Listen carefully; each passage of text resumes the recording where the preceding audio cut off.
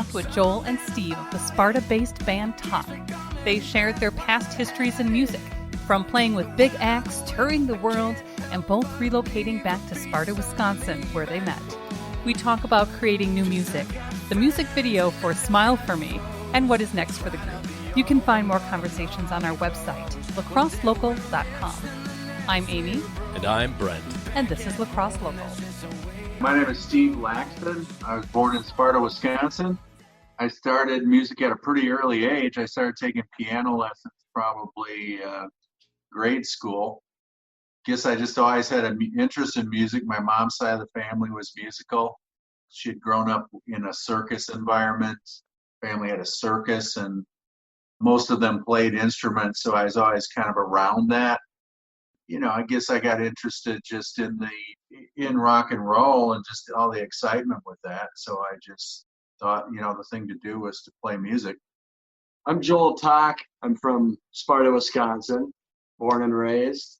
I had a musical family growing up. My folks played gigs basically every weekend in a band called Midwest Coast. Some people might be familiar with that around here. And yeah, I was really inspired by them. And then my mom actually ended up opening a music shop. I went there pretty much every day, like after school, and during the summer I was there just every single day, just jamming on instruments. Started when I was one, holding drumsticks and banging on pots and pans, and it kind of gradually turned into performances, and now we're here. Listening to the new video, Smile For Me. I know the road has been nothing but hard. I know the game you fight for every yard. But come back if you want it. I know that you wanna. It ain't no mystery to me. What are some of your musical influences that you're taking from with that? Oh yeah, there's a lot of stuff in there in a certain way. I come from, I guess, what I would call classical rock background, Beatles, Stones, that type of thing. And some of the new wave stuff. I've also played blues in Chicago for a long time, so I was really influenced by blues and rhythm and blues there as well. I've been writing for a long time. Joel and I have both been writing since we were young, writing songs.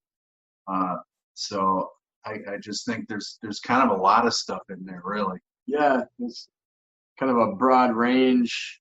For me, I appreciate any music that sounds well thought out, that sounds like a lot of time went into the writing process, the recording process as well. A lot of people, just listen to songs for the lyrical value, but we were just talking about it the other day.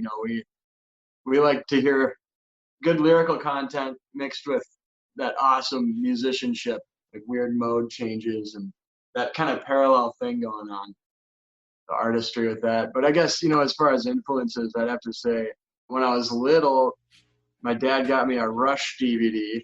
I just sat there and just drooled over Neil Peart's drum set. And the fact that it was a three-piece band, that was a huge influence on me. Like Steve said, the Beatles, they have such a broad range of music. They've been a pretty good influence on me as well. And I guess local musicians, I have to give them credit. Growing up, that's the majority of what I saw was just people locally just kind of feeling my fire. How did Tock come about? Did you guys working together before that, or is it? Well, no, not really. Both Joel and I have had experiences that have taken us all over. We played with a lot of bigger acts, either opening for them or playing in bigger venues with other acts, that type of thing. So I was out for a long time doing that. Joel was out doing it too. We're both originally from Sparta, as we explained, and we both kind of ended up back here. I just noticed Joel playing with some local bands. I guess probably he noticed me too. I was just really impressed by his talent, his musicianship, and his singing. As I got to know him, I learned he was also a songwriter as well, which has been my focus really throughout my career. I played as a sideman, as a keyboardist in blues acts in Chicago principally. But really my focus has been as songwriting and singing. And Joel had had written a lot of songs as I have. So when I learned he was a writer, I think we had some common ground to start talking about things. And we just decided, hey, let's take a shot at recording something. At that time, Joel had a studio of his own, and he was doing, some pretty high quality work out of there from what I heard. And we started recording some stuff there, and it felt really good. It felt like we could really work together as writers, which, there's an age difference and all that. But when you get down to the music of it, some things are just universal. I felt like we had a really good vibe in terms of working together on songs. Thought, what if we worked together and got a bigger and better studio going? So now we have more space and I think a higher quality setup, and that's worked out real well. That's where we've recorded the bulk of the material that we've done so far, including the song and the video. Steve basically, summed it all up. As he said, we had some experiences that sort of took us all over the place. For me, it was just all over the Northern Hemisphere, touring with different various acts and some beautiful venues. Probably the coolest experience out there would have been over in Eastern Europe and Russia. I know there's been some local press on that already. I try to stay humble in it, but it was a really cool experience that I wish, everybody could experience. Really cool place, really beautiful people. But then I ended up coming back to Sparta, and I saw Steve performing. He was actually jamming with my pops. He had really good vibes, very talented dude. Like you said, we just decided to give it a try and, start writing some songs. And it all came together really well. I think our vibes are just different enough to where they kind of make a nice little soup. For me, I was really pleasantly surprised to see someone of Joel's talent, kind of in the mix here.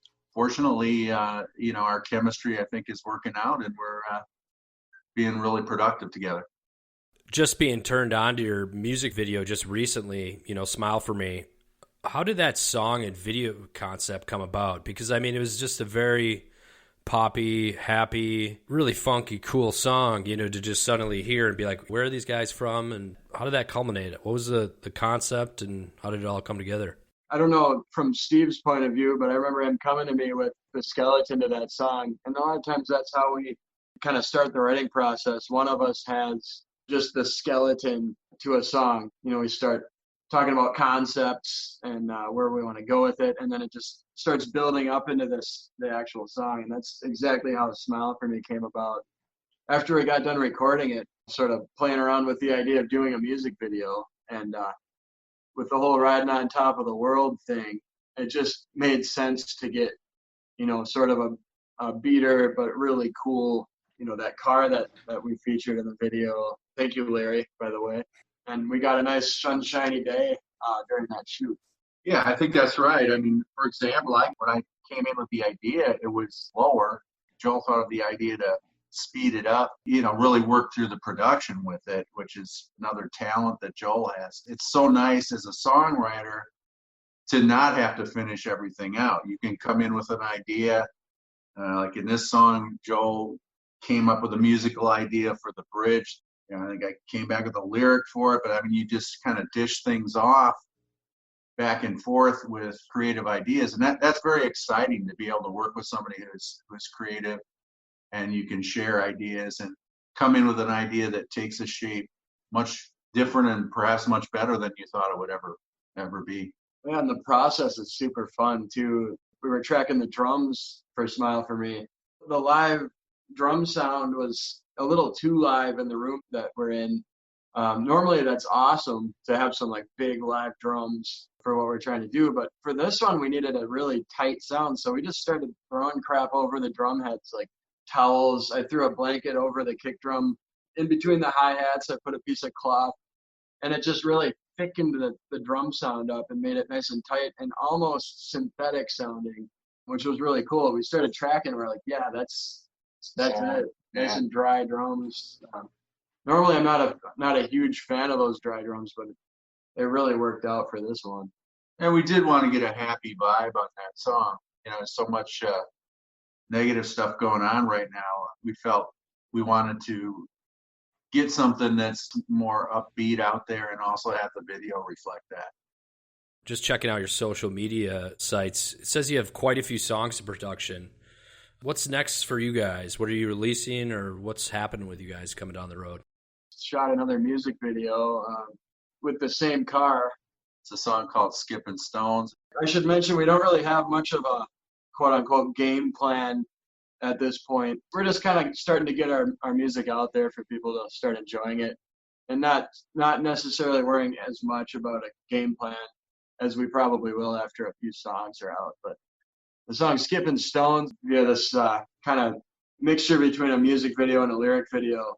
It was actually cut with a producer named John Fields out in Los Angeles. He's one of my favorite producers, and I got to work with him on it. He's done a lot of acts that you've probably heard of.